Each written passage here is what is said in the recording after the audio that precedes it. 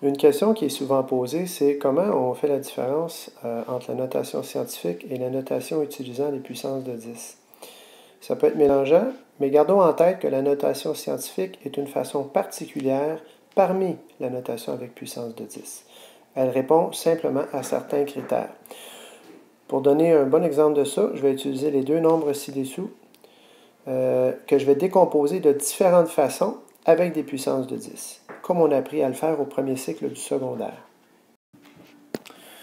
Si je prends la quantité 3205 et que je multiplie par 10 à la 0, bien, comme n'importe quoi exposant 0, ça fait 1. 10 à la 0, ça vaut 1. 3205 fois 1, ça fait 3205. Je viens donc utiliser la puissance de 10 à la 0 pour exprimer la même quantité qu'au départ.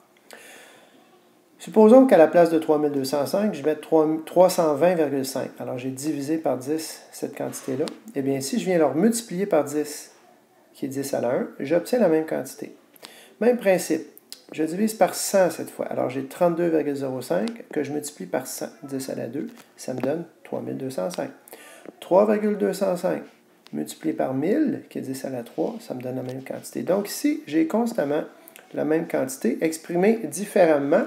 Et ce qu'on peut voir, c'est qu'à chaque fois que la mantis est divisée par 10, la puissance de 10 augmente de 10, de 1, donc la quantité augmente de 10, pour donner la même quantité que de départ. Alors, toutes ces expressions donnent le même nombre, 3205, mais il n'y en a qu'une seule qui respecte la notation scientifique, et c'est celle-ci, parce que la mantis ne contient qu'un seul chiffre avant la virgule, c'est-à-dire le 3.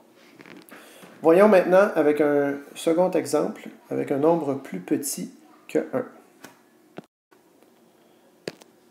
Alors, dans cet exemple ici, j'ai 18 cent millièmes. Alors, dixième, centième, millième, 10 millièmes, 100 millièmes. Donc, 18 centaines de millièmes. Si je l'exprime tel quel, je multiplie par 1, donc 10 à la 0. Si je le multiplie par 10 ici, j'ai donc 18 10 millièmes, je le multiplie par 0,1 qui est 1 dixième. Alors, rappelons-nous que 10 à la moins 1, c'est 1 dixième. C'est aussi 0,1. Donc, multiplier un nombre par 1 dixième, ça revient à le diviser par 10, ou le multiplier par 0,1, ça revient à le diviser par 10. Donc, si je multiplie par 10 ma mantis, je dois diviser par 10 la puissance de 10 correspondante. Poursuivons maintenant avec nos différents exemples. Je multiplie par 10, j'ai donc 0,018 qui est 18 millièmes. Je multiplie par 10 à la moins 2. Ici, je multiplie par 10, 0,18, multiplie par 10 à la moins 3. Or, attention, 10 à la moins 3, c'est des millièmes. On se réfère aux valeurs de position.